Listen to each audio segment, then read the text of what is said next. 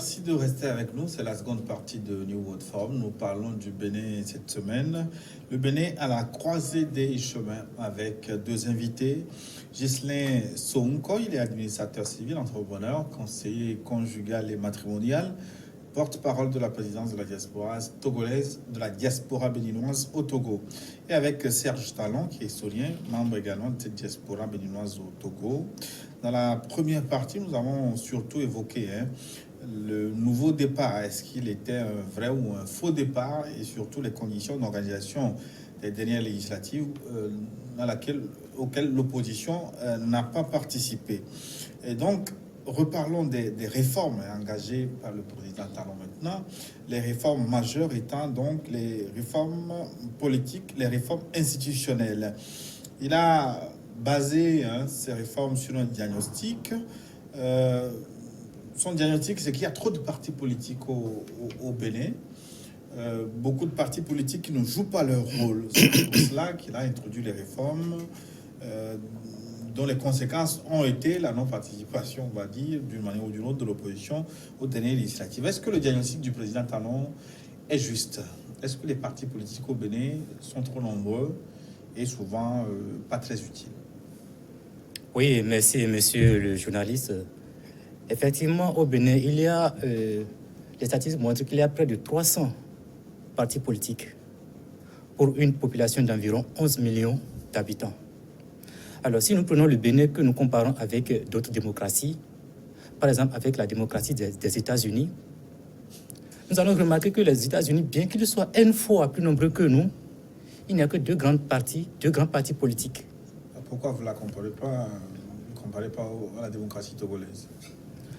Parce que nous voulons nous comparer aux démocraties qui sont en avance sur nous et en avance sur le Togo. Nous ne déplorons pas la démocratie togolaise que nous respectons beaucoup parce que c'est une démocratie parmi tant d'autres. Mais le Togo aussi, si le Togo devait parler aujourd'hui, il allait prendre exemple sur les grandes démocraties.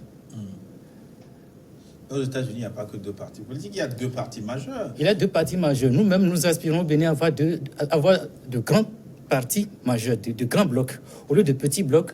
Ce que le président de la République plaint surtout, c'est quoi? C'est qu'on risque d'avoir à l'avenir un parti politique dans chaque famille. Oui, effectivement. Ce n'est pas preuve de la vitalité démocratique?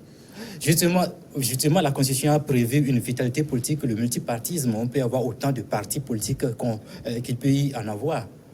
Mais vous avez évoqué le sujet au départ. Est-ce que tous ces partis politiques sont utiles? Est-ce que tous ces partis politiques sont représentatifs? C'est la question. Le président de la République veut que les partis politiques soient désormais représentatifs et utiles. Si par exemple vous avez une idée, vous avez votre parti politique qui a la même idéologie que nous, notre parti politique, pourquoi nous ne pouvons pas nous mettre ensemble et créer un seul bloc? Ensemble, on est fort. Ce n'est pas en se dissolvant qu'on est fort. C'est ensemble qu'on est fort. Serge Talon, avant l'arrivée de votre cousin, je ne sais pas de votre neveu, à la présidence, est-ce que vous avez déjà milité au sein d'un parti politique? Non. Non, franchement, je n'ai pas milité. Je suis, par exemple, de bord politique. Je suis de la société civile, j'allais dire, donc dans la diaspora. Et nous luttons aussi, nous luttons vivement pour que le Bénin se développe. Donc voilà, je fais partie de la diaspora.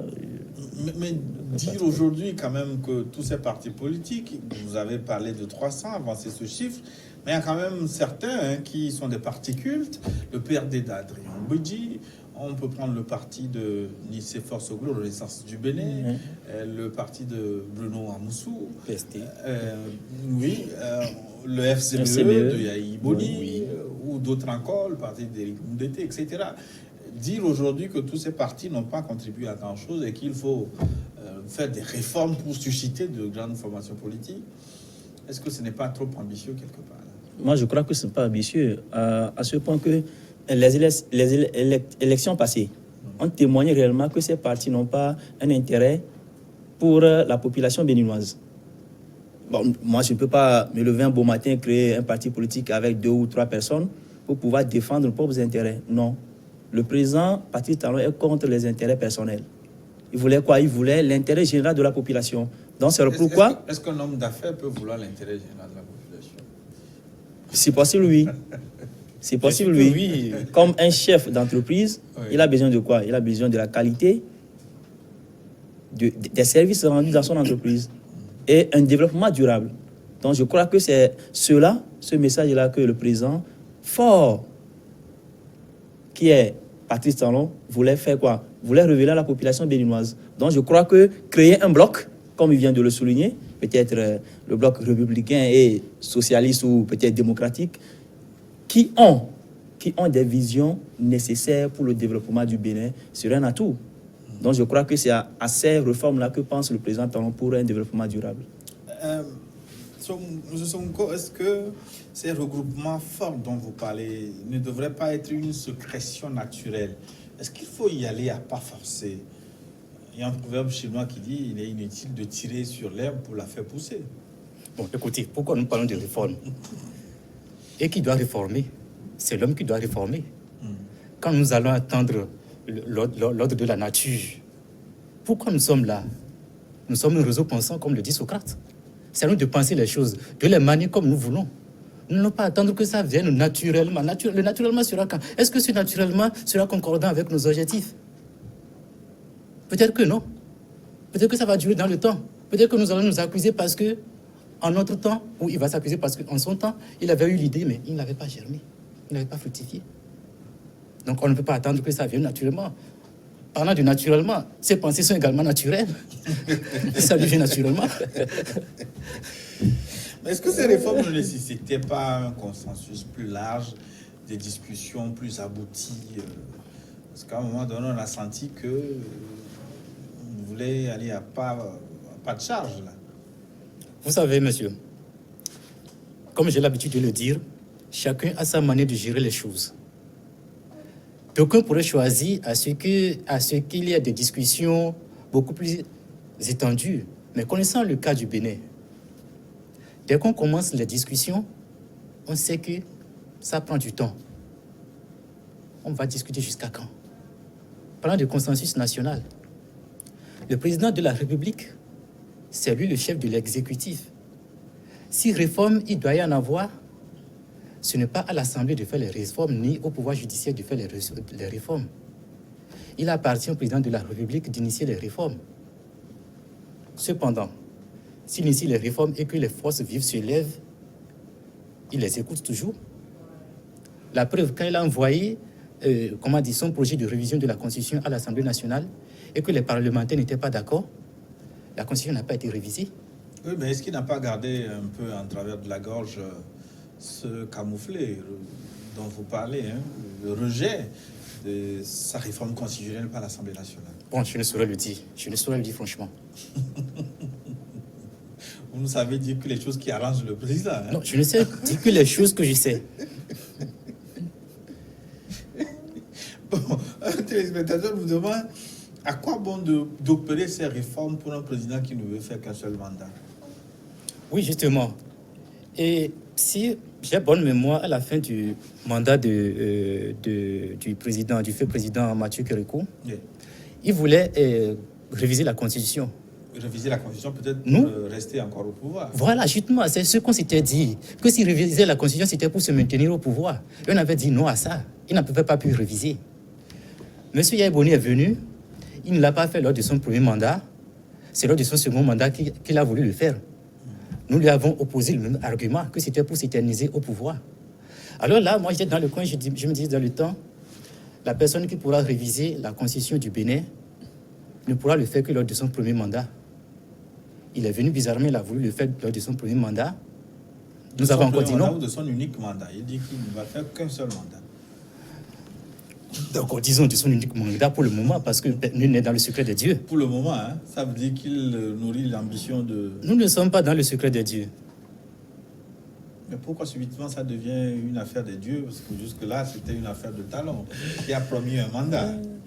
Oui, je suivais une camarade un jour qui disait, il a de cela 2 ans, il n'allait pas tenir le langage qu'il est en train de tenir aujourd'hui. Les gens ont dit pire que ça dans ce pays. Et pourtant, les gens ont dit, je ne suis candidat à rien, je ne suis candidat à rien. Et pourtant, ils sont candidats à quelque chose. Je ne sais pas les convictions personnelles du président de la République. Il a parlé de mandat unique. Ok, je considère son mandat unique. Donc moi, je pensais que c'est lors de son mandat unique qu'il pouvait réviser la Constitution. Mais quand il a envoyé le projet de loi de révision de la Constitution à l'Assemblée nationale, on a commencé par intoxiquer que c'est pour faire 12 ans, c'est pour faire ainsi de suite. Alors là, je me dis, mais si nous avons refusé à l'autre de réviser la Constitution, de mener des réformes parce qu'il est en fin de mandat, nous avons dit ci, nous avons dit ça, pourquoi allons-nous refuser à celui-ci qui veut faire un mandat unique et qui veut faire des réformes? Pourquoi nous le lui refusons? Ça veut dire que c'est nous-mêmes qui refusons les réformes. Alors si nous refusons les réformes, quand est-ce que nous pourrons aller de l'avant? Il faudrait qu'un jour ça change. Il faudrait qu'un jour pour changer les choses.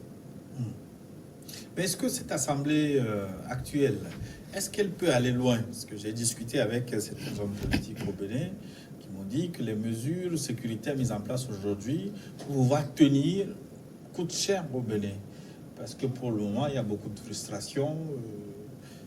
Les dérives peuvent venir à tout moment. Est-ce que cette assemblée peut aller loin?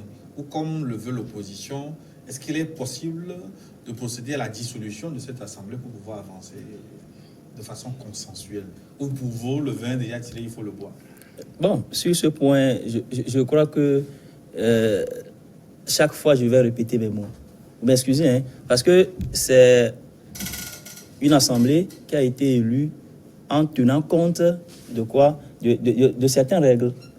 Par exemple, les 83 députés investis ont été élus légalement. Donc, il n'y a pas eu de problème. Ils ont respecté les conditions du code électoral, la charte des partis politiques. Donc, je crois que ces derniers peuvent œuvrer facilement pour le développement du pays. Et si on parle de sécurité, quel genre de sécurité? Le chef de l'État, il est le garant de quoi? De la sécurité de la République béninoise. Donc je crois que l'Assemblée, elle est validée et je crois qu'elle peut finir son mandat. Dans certains milieux, des députés sont parfois chahutés. D'autres, il y a eu quand même des grabuges autour des sorties de quelques députés. Oui, tout ça c'est normal, c'est dans la vie normale d'une société. À des moments donnés, on doit observer des frustrations, des choses qui ne disent pas leur nom. Mais tout ça, toujours est-il que se règne dans l'ordre. Nous ne pouvons pas dire que ça ne peut pas aller, qu'il faut dissoudre l'Assemblée qui est là aujourd'hui. Non, les Béninois regardent désormais vers l'avenir. Les Béninois savent qu'ils ont déjà terminé avec cette histoire d'élection de 2019 là. Ils savent qu'ils ont déjà terminé avec ça. Ah bon? Et qu'ils doivent regarder désormais vers l'avant. Ils savent qu'ils ont déjà terminé avec ça. Ce n'est que ceux qui n'ont pas pu se faire élire parce que pour des raisons que nous venons d'évoquer, qui vont toujours continuer par susciter des résistances. Mais pendant combien de temps? Le Béninois Landa, quand il se lève, qu'est-ce qu'il dit? Ma famille, qu'est-ce que ma famille va manger? Il ne dit pas politique, hein? Il pense à sa famille. Donc si quelqu'un là dit, parce que je n'ai pas pu remplir les conditions, je dois tout faire pour déstabiliser le pouvoir en place de l'Assemblée nationale, que cette personne sache qu'elle se trompe très largement. Mais justement, les Béninois ne sont plus à cet état. Le climat politique n'est pas apaisé. Quand le climat est lourd, il y a cette forme de tension, de frustration. Est-ce que vous pensez que les activités économiques peuvent se dérouler normalement? Très bien, justement, nous venons de traverser une période et les choses ne peuvent pas reprendre du cours. Ça va monter, mais progressivement. Il y aura des descentes, des montées, des descentes, jusqu'à une stabilisation. Vous êtes sûr de vos propos, hein, comme si vous saviez comment tout ça va aboutir, hein, où vont ces réformes exactement. Non, mais quand il y a une crise, ça ne se relève pas du coup. Ça dandine, et après ça se stabilise. C'est ce qui va se passer. Ça va dandiner, ça va craindre, et puis ça va se stabiliser. Et pour le moment, la préoccupation que beaucoup ont soulevé aussi, c'est le cas d'Aïboli, qui n'est pas toujours libre de ses mouvements. Ça veut dire, alors que vous estimez que la crise est derrière, est-ce qu'on peut pouvoir mettre ce dispositif, maintenir ce dispositif pendant longtemps? Faut pas de quel dispositif, monsieur? Je donne un exemple. Il y a Iboli qui dit qu'il n'est pas libre de ses mouvements. Pourquoi il n'est pas libre de ses mouvements? Non, mais allons chercher la raison. Pourquoi il n'est pas libre de ses mouvements? Mon collègue vient de le dire tout à l'heure, seul le président de la République a la concentration de tous les pouvoirs en main pour faire régner la paix et la sécurité sur son territoire. Alors, que vous fussiez un ancien président de la République ou pas, et que vous constituez une menace pour la paix de la République, je pense que celui qui en met l'exercice du pouvoir, sans porter atteinte ni à votre vie ni à vos libertés, est obligé de prendre toutes les dispositions, toutes les mesures nécessaires pour que la paix règne dans sa cité. Il en a été ainsi, ce n'est pas l'historien qui me dira le contraire au sujet des grands rois du passé. Ce que l'ancien président de la République doit savoir, c'est que il a fait son temps, il a fait ses mandats, il doit laisser la main à l'autre de gérer.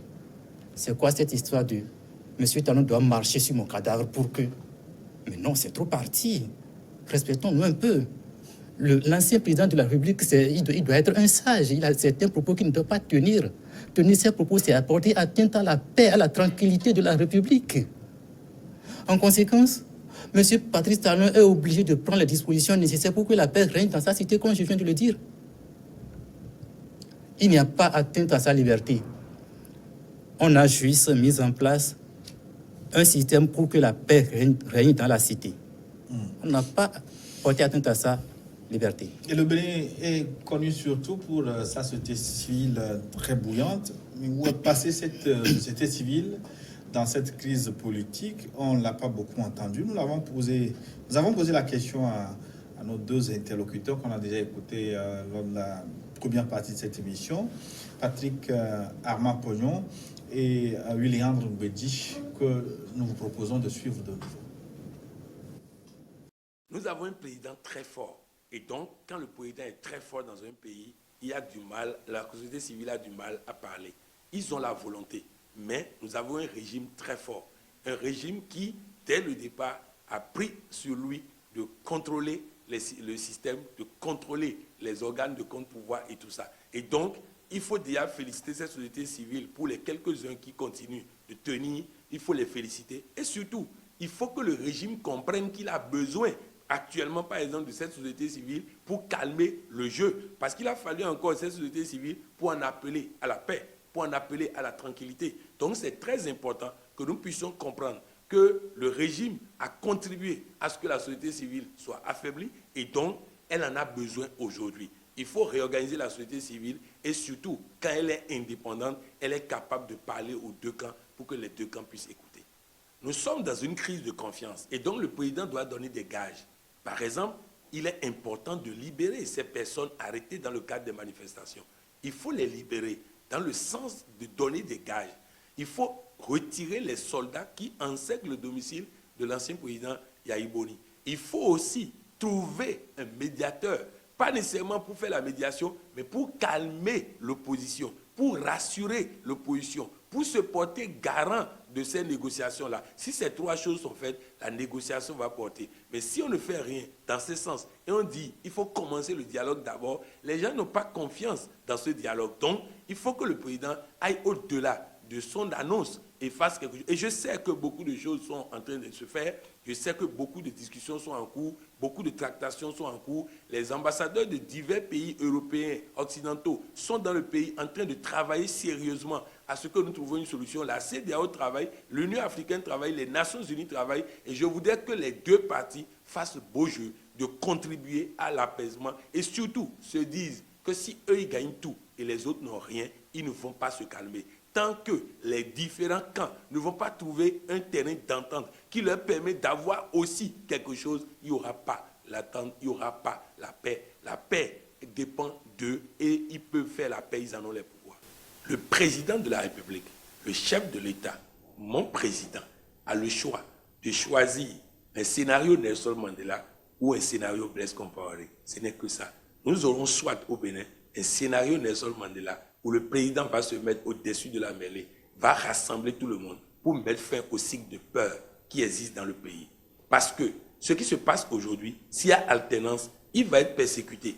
Donc, pour éviter cela, il est possible de prendre le scénario Nelson Mandela pour que nous puissions nous asseoir, parler et trancher une fois pour de bon, afin que soit inscrit dans le marbre que plus jamais et à grand jamais un ancien président du Bénin ne doit être martyrisé. Que plus jamais et à grand jamais nous ne devons nous faire du mal parce qu'il y a eu alternance. Si nous inscrivons ça dans le marbre, c'est bon pour le président Patrice Talon, c'est bon pour ses collaborateurs. Et c'est comme ça que je crois que nous pouvons sortir par le haut. Mais si nous continuons, les hommes politiques béninois continuent comme ils ont fait jusqu'à présent, avec moi j'ai raison, l'autre a tort. J'ai l'habitude de dire, c'est seulement en coaching qu'on va vous dire que vous pouvez avoir raison et l'autre aussi. Oui, le président Patrice Talon a raison de vouloir contrôler l'Assemblée nationale. Oui, l'opposition a raison de ne pas accepter d'aller au chômage. Donc, à partir de cet instant, si nous comprenons que les deux camps ont raison, nous pouvons trouver le juste milieu qui permettra à chacun d'avoir raison gardée pour qu'on puisse s'en sortir. Le Bénin n'a pas deux et n'a pas trois possibilités. La première possibilité, c'est le scénario Nelson Mandela où sincèrement, on s'élève au-dessus de la mêlée et on sort de là. Ou le scénario Blaise Compaoré, ce n'est que les deux scénarios qui existent, je n'en vois pas un troisième. Ce qui s'est passé, et c'est le chef de l'État qui a encore la bonne formule. Dans son message à la nation le 20 mai dernier, il disait que, et je le cite, « Ce qui nous est arrivé là doit être utilement mis au crédit d'une crise de croissance de notre processus démocratique. » De ce point de vue, le chef de l'État, après avoir également signalé donc que tout le monde est invité à prendre part au chantier de construction du Bénin, le chef de l'État attend que ceux avec qui il va discuter se rendre disponibles et les discussions auront lieu. Il jouera la partition qui est la sienne totalement, intégralement, et vous pouvez en être témoin.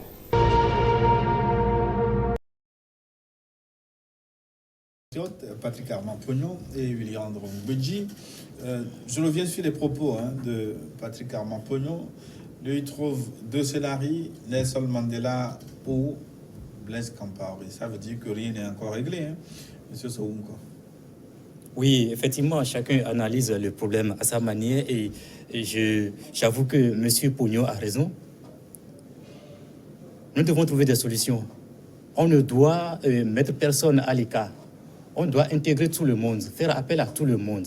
Mais on doit se mettre au-dessus de la mêlée. Et je pense que c'est aussi le caractère fort de l'homme président Patrice Talon qui apparemment ne dit rien, mais réfléchit sur ce qu'il doit faire et sort de l'ornière pour donner son premier et son dernier mot. C'est ce que M. Patrice Talon a l'habitude de faire. On dit il ne parle pas, il ne bronche pas parce qu'on veut l'écouter, mais en principe, un sage ne doit pas parler à tout moment. S'il, avant de parler, il réfléchit le pour et le contre, il analyse le tout avant de prendre une décision finale. Et généralement, c'est une décision qui arrange tout le monde. Et M. Pognon demande également que le siège soit levé du domicile de Yaya Boni. Oui, c'est normal qu'il demande ça. En tant que citoyen comme moi, c'est normal qu'il demande ça. Personne ne veut que, M. Yaya Boni soit privé de sa liberté. Et comme je viens de le dire, M. Yaya Boni aujourd'hui, c'est un citoyen comme vous et moi. C'est un citoyen comme M. Pognon qui vient de parler. Si notre personne... C'est un ancien président, certes, je ne refuse pas, mais aujourd'hui, c'est un citoyen comme nous.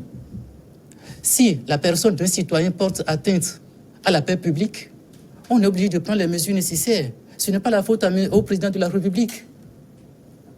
Ce n'est pas de sa faute à lui. Maintenant, on va lever le siège de sa maison dès que la situation va revenir à la normale et on verra que maintenant, tout peut aller. Monsieur Serge Talon, est-ce que l'opposition béninoise a mal joué, très mal joué dans cette situation? Quelles ont été ses erreurs? Bon, je ne saurais le dire que l'opposition béninoise a mal joué. Au départ, l'opposition a été confiante et voulant réunir toutes les conditions pour pouvoir aller à ces élections. Mais il y a eu une petite bévue. Parce que vous allez voir, le 12 février 2019, l'opposition a été convoquée par le président du Sénat, qui a voulu faire quoi? Qui a voulu travailler ensemble avec ces partis-là pour une bonne organisation des élections. Ils ont répondu favorable, mais in fine, les conditions nécessaires à remplir n'étaient pas le cas. Ce qui a amené l'exclusion totale de ces partis-là. Parce que le président a été clair, catégorique sur ce point-là, sur l'article 43 du Code électoral. Donc, sur ce point-là, je crois que l'opposition doit tirer leçon de ce qui s'est passé. Soit si réellement je réunis toutes les conditions nécessaires pour pouvoir participer à ces élections, il fallait que je sois dans les normes. Par exemple, je voulais présenter un élève à un examen et on dit il y a naissance, il y a peut-être les pièces voilà. Exigées. Et voilà que dans le dossier, il n'y a pas la naissance. Sûrement, le dossier serait rejeté. Ce qui s'est passé au Bénin. Une des dernières questions hein, pour clôturer notre émission. Est-ce que la démocratie béninoise est en recul aujourd'hui par rapport à la lumière de tous les événements que nous venons de retracer? La démocratie béninoise a failli être en recul si le président de la République n'avait pas pu rendre républicaine notre armée. Je m'explique. Dans les événements du 1er et 2 mai passés, la population était dans la rue, était soulevée par les forces de la résistance, et puis on cassait tout et tout. Dans d'autres pays, ça n'a pas atteint le niveau où ça a atteint chez nous, au Bénin, avant que les forces de l'ordre ne s'y mêlent. Mais chez nous, au Bénin, les forces de l'ordre ne s'y sont pas mêlées. Ils ont tout gardé et rien ne s'est passé. Nous déplorons très fortement ceux qui ont perdu leur âme dans cette histoire des 1 et 2 mai. Mais tout compte fait, ça a dandiné et nous avons retrouvé l'équilibre. Notre démocratie a été simplement mise à l'épreuve. Et c'est quand ça a été mis à l'épreuve que nous avons su qu'effectivement, dans le passé, nous avons eu une démocratie à sauvegarder. Donc, il n'y a pas eu de recul. Ça a dandiné et puis, ça va reprendre forme. C'est comme la vie d'une personne sans les épreuves, ça ne peut pas aller. Donc, ça a été juste éprouvé. Et ceux qui estiment que la démocratie béninoise a pris du recul par rapport aux acquis de 90, ils estiment que les institutions de contre-pouvoir sont en train de disparaître une à une au Bénin. Non, les institutions de contre-pouvoir ne sont pas en train de disparaître parce que quand l'institution de contre-pouvoir est appelée à défendre des intérêts particuliers, ça ne peut pas aller. Les institutions de contre-pouvoir doivent par contre chercher à défendre les intérêts généraux, les intérêts de toute la nation. Ce n'est pas parce que je vais chômer pendant 4 ans que je vais je vais mobiliser des gens pour aller contre le pouvoir en place. Est-ce que mon intérêt particulier porte entorse à l'intérêt général? Non. Avant d'être députés, ils ont des activités qu'ils exerçaient. Qu'ils aient continué pas à exercer ces activités en attendant les 4 prochaines années pour se représenter. Non, ce dont nous parlons, est-ce que c'est simplement la survie de ceux de l'opposition qui ne se retrouvent pas à l'Assemblée nationale? Je parle des institutions de contre-pouvoir qui, à mon avis, sont en train de disparaître. Parce que si nous les prenons une à une, l'Assemblée nationale, oui, qui est totalement pro-talent aujourd'hui. Voilà justement, vous évoquez le problème de l'Assemblée nationale. À l'Assemblée nationale, c'est un jeu politique. On peut être pro-talent aujourd'hui et demain on peut ne pas l'être. Nous le savons très bien. On sait comment est-ce que, quand les élections approchent, on sait comment est-ce que les jeux se font pour que les gens aillent aux élections. Mais juste au lendemain, on sait ce qui se passe par la suite. Donc on ne peut pas dire que, à la date d'aujourd'hui, moi je ne peux pas dire que l'Assemblée nationale va rester 100% talent jusqu'à la fin. Mais donc, pour le moment, elle est 100% talent. Donc... Oui, pour le moment. Pour le moment. Oui, la Cour constitutionnelle aussi, où le président a ses hommes sûrs. Donc, pour le moment... Oui, la Cour, évoquons le problème de la Cour constitutionnelle, où c'est le maître Joseph Diogbenou qui est le président de la Cour constitutionnelle. Oui. L'Assemblée, la Constitution de notre pays a prévu que le président de la République propose des membres et envoie des gens à l'Assemblée nationale. Mais il appartient aux membres de la Cour constitutionnelle de lui en leur sein le président. Ce n'est pas le président de la République qui a élu M. Diogbenou, président de l'Assemblée de la Cour constitutionnelle du moins. Ce sont ces pairs qui l'ont élu. Mais quand même, c'est un des fidèles du président Talon, son avocat personnel. C'est compte tenu de ses compétences qu'il s'est retrouvé à la Cour constitutionnelle. Voilà. C'est compte tenu de ses compétences. Mais est-ce que ça ne pose pas problème que l'avocat personnel du président soit propulsé à la Cour constitutionnelle? Attendez, c'est parce que je suis avocat personnel du président de la République que je ne peux plus être le président de la Cour constitutionnelle. Ça exclut, ça n'exclut pas. Oui, effectivement. Moi, je vois que sur ce point-là, tout se joue sur la compétence. Hein. Patrice Talon ne fait pas jouer seulement que les membres de sa famille ou peut-être ses proches, mais il se base sur la compétence. Bon, ça s'est fait avec Donald Trump, avec Macron, peut-être avec Sarkozy. Donc, ça prouve que les gens vont y croire qu'il travaille avec son entourage, avec ses familles. Si nous prenons par exemple les 22 ministres, il y a combien de membres qui portent le nom Talon? Si nous prenons les 83 députés, il y a combien qui portent le nom Talon? Si vous avez la compétence nécessaire, je crois que c'est là où les gens voient autrement la politique de Patrice Talon. Il ne joue pas dans ce lacisme-là, non. Il travaille concrètement pour le développement du pays et avec ceux qui peuvent amener ce pays-là à quoi? À un futur certain. Mais donc, la dernière institution que je voulais citer, c'est la presse. La presse béninoise n'est plus ce qu'elle est. Non, mais qu'est-ce que la presse béninoise était, qu'est-ce qu'elle n'est plus? La presse béninoise continue de s'exprimer. Nous avons toujours des médias chez nous. La presse écrite continue de faire son travail. La presse, l'audiovisuel, tout ça continue de faire leur travail. On ne peut pas dire que la presse est embobinée. La preuve, nous avons encore les élections pour la RAC en cours au Bénin, dont les campagnes sont lancées. Oui, mais certains citent l'exemple de notre de Sika TV, par exemple, qui a été obligé à un moment donné de mettre la clé sous le paillasson. Ils ont repris aujourd'hui, mais invisibles sur leur bouquet habituel. Est-ce que ce n'est pas des formes de persécution? Je pense que la presse a sa déontologie qu'elle doit respecter et que les hommes des médias connaissent. Donc, ils ont aussi leur représentation qui les défendent en cas de qu'est-ce qu'il y a. Donc, s'ils savent qu'ils sont en erreur,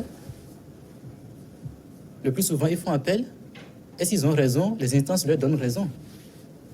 Une autorité est là pour réguler. C'est les hommes et les femmes qui y travaillent, en se basant sur des principes préétablis. En dehors de ça, il y a les forces, les intérêts en présence qui jouent le plus souvent.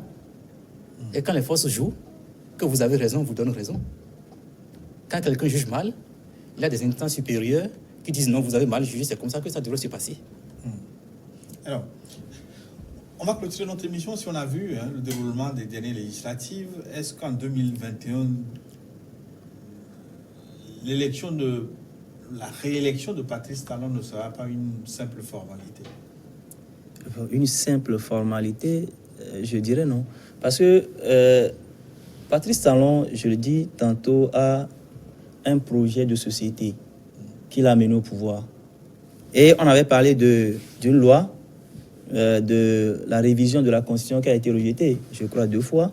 Mais je crois que la loi qu'a voulu Patrice Talon a des avantages énormes pour le Bénin. Lesquels? Par exemple, vous allez voir, si un président fait le premier mandat, le deuxième mandat, pour être réélu, il se lance dans quoi? Dans le populisme. Je n'ai pas compris. Le populisme, c'est-à-dire, au lieu de s'attacher ou s'acharner sur les réformes nécessaires pour pouvoir développer le pays, on dit, il fallait que je défende les intérêts, j'allais dire personnels d'abord, par exemple les campagnes électorales, où de colossales sommes sont déversées. Donc, je crois que Patrice Talon avait une idée pour pouvoir faire quoi? Ce mandat unique de 7 ans et tamiser sur quoi? Sur certains acquis. Non, je parle du prolongement un peu du mandat qui a été rejeté à l'Assemblée pour aller au concret, au nécessaire. Donc, voilà la vision dans laquelle s'est prolongé c'est mis Talon, mais je crois que ces pères n'ont pas compris. Ils croient que c'est pour s'éterniser au pouvoir. Non. Non. Mais ma question, c'est qu'en 2021, est-ce que le scénario des législatives ne va pas se reproduire où les adversaires politiques vont être, entre guillemets, empêchés de compétir? Non. S'ils réunissent toutes les conditions nécessaires, je crois que le Bénin considéré comme quoi? Comme le pionnier de la démocratie en Afrique occidentale. Donc je crois que Patrice Talon prône toujours cette notion de démocratie et la culture de la paix. Donc je crois que si réellement ces partis-là réunissent toutes les conditions nécessaires pour pouvoir participer aux élections présidentielles, je crois qu'il n'y a pas de souci. Monsieur Somunko, Oui. en 2021, est-ce que les choses ne vont pas se passer comme en 2019? Je ne le crois pas. Vous parlez des résistances qui ont eu lieu, c'est ça? Je parle des candidats qui n'ont pas pu compétir. Oui, les candidats qui n'ont pas pu compétir actuellement, s'ils veulent présenter au présidentiel à venir, ils n'ont qu'à commencer par se préparer pour que, en son temps, ils soient à jour pour présenter valablement leur dossier à la commission électorale, à la Sénat. S'ils présentent régulièrement leur dossier que la Sénat valide, c'est la Sénat qui valide les dossiers, ce n'est pas le président de la République qui valide les dossiers.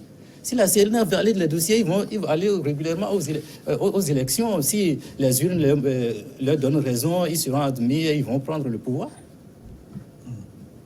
Et vous ne pensez pas qu'il y a des mesures suspectes pour empêcher les autres d'être candidats, notamment la caution qui a été relevée à un plafond, à un niveau insoupçonnable. Pour être candidat au Bénin, il faut réunir, si mes souvenirs de journalistes sont bons, autour de 250 millions de francs CFA. Oui. C'est énorme. Oui, c'est compte tenu de tout ça que le président a prévu qu'il y a des blocs de partis politiques parce que 250 millions de francs CFA, ce n'est pas facile à débourser par un individu. Donc, si tous ces partis se mettent ensemble, il sera facile de... Talon, lui seul. Qu'est-ce que vous lui faites dire? Non, il n'est pas dans cette logique-là. Qu'est-ce que vous lui faites dire? Il n'est pas dans cette logique. Monsieur Talon fait partie des plus grosses fortunes de l'Afrique de l'Ouest, la première fortune du Bénin d'ailleurs. Maintenant, si le monsieur sait qu'il est en mesure de le faire, il vous dit, mettez en place des conditions pour pouvoir le faire. En quoi il fait mal? Mettez-vous ensemble pour pouvoir le faire. Moi, je sais que je peux le faire seul, mais vous, mettez-vous ensemble pour pouvoir le faire. Je pense que ce n'est pas le président de la République qui a fixé la caution. Ce n'est pas le président de la République qui a fixé la caution. Par contre, il donne des solutions aux autres pour pouvoir se représenter. Je ne pense pas que ça pourra pour autant agir et je pense que ceux qui n'ont pas pu se présenter aux élections législatives pour une raison ou pour une autre vont prendre les mesures nécessaires, vont commencer par se préparer pour pouvoir rassembler toutes les pièces, toutes les sommes, la caution exigée pour 2021 et pour les élections à venir. Merci, Monsieur Somunko. Nous arrivons donc à la fin de notre émission. Je rappelle, vous êtes de la diaspora béninoise au Togo, installée ici sur place. Est-ce que le Togo vous accueille très bien? Vous vous sentez bien au Togo? Franchement, nous sommes tellement à l'aise sur ce territoire d'accueil. Et nous dirons quoi pour l'État togolais? Un grand merci pour cet accueil. La diaspora béninoise n'a rien à reprocher à cet État, donc je crois que tout va bien. Bien. Et comment vous vous organisez au sein de votre diaspora pour ne pas perdre les pieds dans votre pays? Est-ce que votre État intervient dans votre structuration, dans votre développement ici Oui, il y a des débats et des rencontres qui se font à l'interne dans les coulisses pour pouvoir être un peu plus représentés au niveau du pouvoir central. Donc, je profite de l'occasion aussi pour lancer cette doléance au président de la République de penser de faire un club de la diaspora pour pouvoir avoir une voix au niveau de l'Assemblée et, si possible, faciliter, être un pont entre le pouvoir central et la diaspora. Vous souhaitez participer, avoir un siège de la diaspora à l'Assemblée nationale? Oui, si possible. Si possible. Mais, Monsieur Somunko, oui. La diaspora béninoise au Togo, est-ce que vous vous sentez intégré? Nous sentons très bien intégrés. Les peuples du Bénin et les peuples du Togo sont des peuples mitoyens qui se sont toujours compris. Les Togolais se sentent au Bénin comme chez eux. Nous aussi, nous nous sentons ici comme chez nous. Donc nous sommes très impliqués et puis on mène la vie de tous les jours, comme on l'entend, comme on l'aurait fait au Bénin. Et vous avez fait une sortie médiatique récemment où vous estimez vous mettre en ordre de bataille pour soutenir la politique du président Talon. Pourquoi subitement? Parce que c'est une grande première. La diaspora béninoise veut faire de la politique. La diaspora béninoise ne veut pas faire de la politique, mais soutenir le mandat du président Patrice Talon pour qu'il puisse atteindre ses objectifs et surtout mettre en œuvre son programme d'action. Et ça, ce n'est pas fait de la politique. Nous ne faisons pas de la politique. Nous sommes apolitiques et religieux. Nous sommes très apolitiques. Comment vous pouvez être apolitique et apporter votre soutien à un chef de l'État? Mais on n'a pas besoin d'être politique avant d'apporter son soutien à quelqu'un. Pourquoi vous le soutenez d'ailleurs? Parce que nous approuvons son plan. Nous approuvons son plan d'action. Est-ce que vos actions ne vont pas mener à une consigne de vote en faveur de Patrice Talon si désormais il est candidat prochain? Mais si les candidats, je ne sais pas si c'est de là que vous parlez de politique, mais en tant que citoyens, nous avons le droit de voter après tout. Et si nous voyons que les idéologies, le programme d'action d'un tel candidat nous plaît, va avec nous, nous pouvons voter pour ce candidat. Ce n'est pas parce que nous sommes de la société civile que nous allons mettre le bulletin nul dans l'urne. Nous sommes obligés de choisir un candidat. Nous ne sommes pas obligés d'être partisans d'un parti politique avant de choisir un candidat. Et la diaspora, toute la diaspora béninoise au Togo souscrit pour votre action ou c'est un groupe d'individus de cette diaspora qui soutient le président Talon? Ce n'est pas un groupe d'individus de la diaspora. À l'intérieur de la diaspora, il y a l'association Le Bénin, c'est nous. C'est Le Bénin, c'est nous qui accompagne les actions du président de la République. C'est l'association apolitique Le Bénin, c'est nous qui accompagne les actions du président de la République.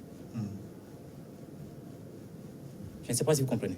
Oui, donc au sein de la diaspora, vous avez créé une autre structure pour accompagner le président. Oui, ça c'est une association, le Bénin c'est nous, parce que le développement du Bénin c'est nous, les ressortissants du Bénin.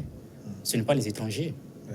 Donc pour que le Bénin aille de l'avant, il ne peut pas y avoir un plan d'action et nous allons dire non, on ne peut pas mettre en œuvre. Tant qu'on ne met pas en œuvre, en pratique les plans d'action, les plans de société, les projets de société, quand est-ce que nous allons décoller? Donc, à un moment donné, il faut dire non. Si le monsieur veut révéler notre pays, aidons-le à révéler le pays. Merci en tout cas d'être passé sur ce plateau. Ghislain Sonko, qui est administrateur civil, entrepreneur, conseil conjugal et matrimonial. Hein. Oui, c'est bien cela. Vous donnez des conseils aux couples et aux célibataires. Ah bon? Oui. Ah. Nous sommes dans le privé. J'aurais bien aimé avoir un conseil de vous. Hein? Oui, bon, s'il y a une crise dans votre couple ou bien des malentendus, des problèmes de communication, nous sommes là pour vous conseiller. Il n'y a pas de crise, mais bon, une recette pour maintenir cette ambiance. Non, nous allons mettre à votre disposition des recettes communicationnelles. D'accord. Oui, nous avons des recettes magiques, mais c'est des recettes que vous allez utiliser par vous-même. Ça fait partie du développement personnel que vous allez utiliser par vous-même pour... Ah bon, comme quelle recette par exemple? Bon, quand vous serez au cabinet, on va en parler. Quand je vais surtout honorer la facture. Merci. Vous êtes donc porte-parole de la présidence de la diaspora béninoise au Togo. Serge Talon, vous historien, membre de la diaspora béninoise au Togo également. Merci d'être passé sur ce plateau. On vous remercie pour l'accueil réservé. Ça me va droit au cœur. Merci. Et on voit donc comment ça se dit en fond. Nous arrivons donc à la fin de notre émission. Merci de votre aimable attention. Dans un instant, une nouvelle édition du journal sur votre chaîne. À très bientôt.